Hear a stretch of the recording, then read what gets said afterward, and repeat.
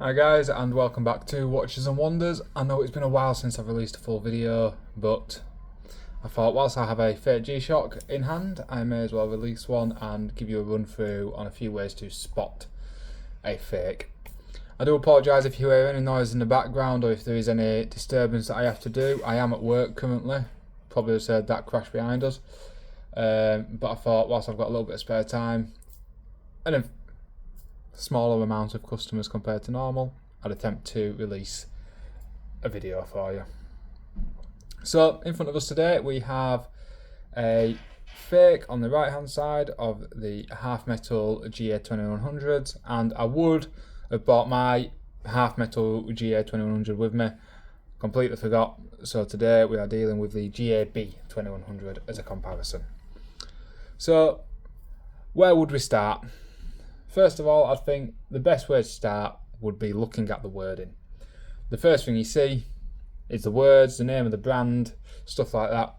So on our Genuine, as you can see, I don't even have to pick it up. You can see every single word on that watch very, very easily. It's all very, very clear, done correctly.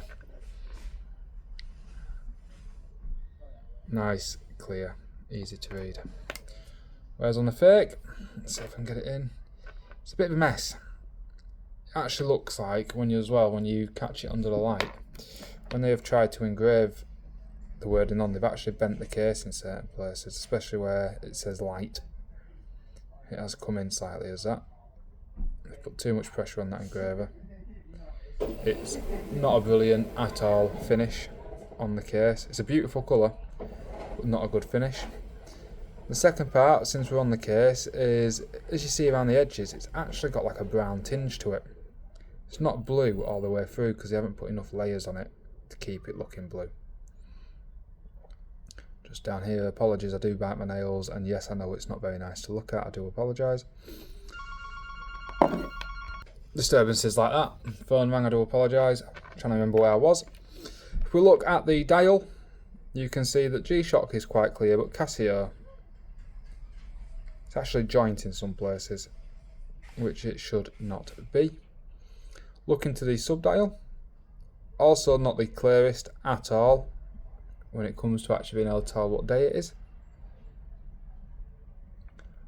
And then when we go along, we can go through the functions, which is the only part of the watch I am relatively impressed with, because it does have all your standard functions that a G-Shock would have, like timer, world time, stopwatch.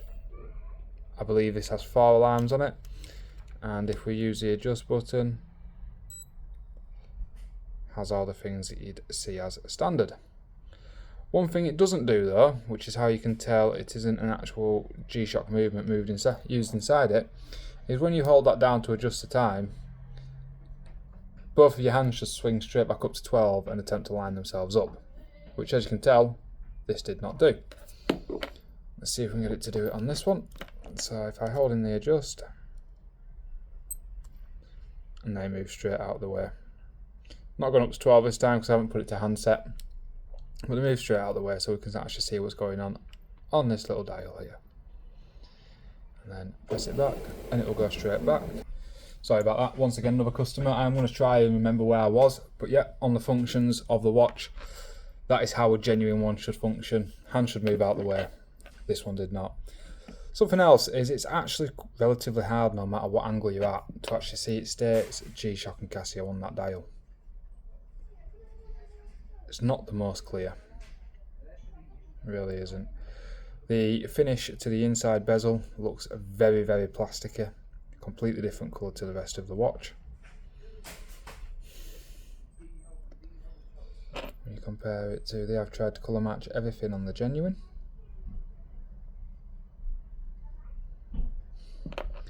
Now going to the back, as you can see, sticks out quite a bit. Now, when you look compared to a Genuine, it's perfectly flat. Now you need to realise this is the Tough Solar and Bluetooth version as well, so it does actually have more functions than what this does, and it is housed perfectly flat. I will put a video up as well of my half metal, which will prove, once again, perfectly flat. But that is As the kids in the 90s would say, baby got back. The other thing is something that I can't really describe to you over video, really, but is the strap. Now, I'm not sure if you've noticed this. A lot of G-Shocks mould to your wrist very, very well. I'm currently wearing the GA B001, moulds to the wrist.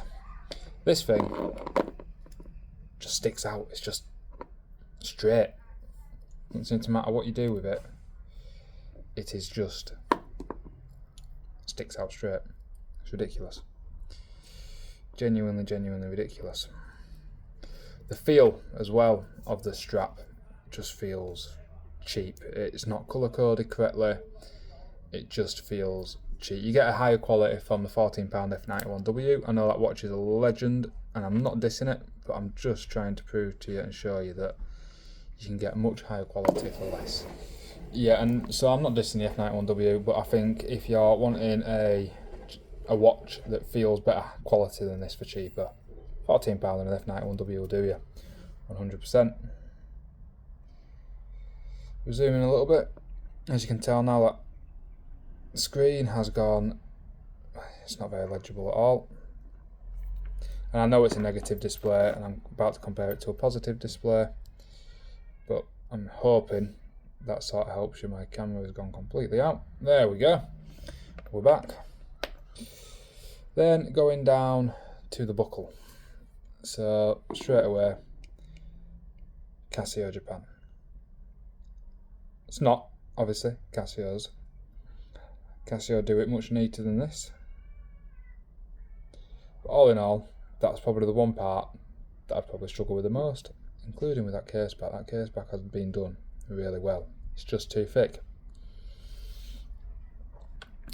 The other thing is, I'll put some videos up and some pictures up. The movement inside is by a company called Skmi. Skmi are very famous for making homages to Casio's cheapest watches and to some of the more expensive ones, which we have here. Personally, they're not a bad company if you're wanting to only spend a couple of quid on a watch. I would turn around personally and say save up and buy yourself a G-Shock or buy yourself a Casio F91W or something along them lines. Casio you cannot go wrong with at all. That is what my recommendations would be for you. But this is my quick run through on how to spot real versus fake. Hope it's helped. Just before we go, I have just remembered one thing I haven't mentioned, which I should have done, which is the buttons. The buttons on the fakes stick out like mad. Like, they really, really, really stick out. They don't feel very nice. They don't function very well. But other than that, if you do have any questions, please do drop a comment underneath. I am happy days to answer as many questions. I am obviously feeling brand new back to this. It's been almost a year. Like I say, a lot of things have changed. So please, if you have any advice or any form of comments or a little bit of feedback, feel free. I am always here. I am always listening. I am always watching when it comes to these videos. I am trying to build this YouTube channel up. We have hit 500 subscribers, so there is a giveaway coming, as I promised in the earlier videos. And until next time, thanks for watching, and we'll see you again.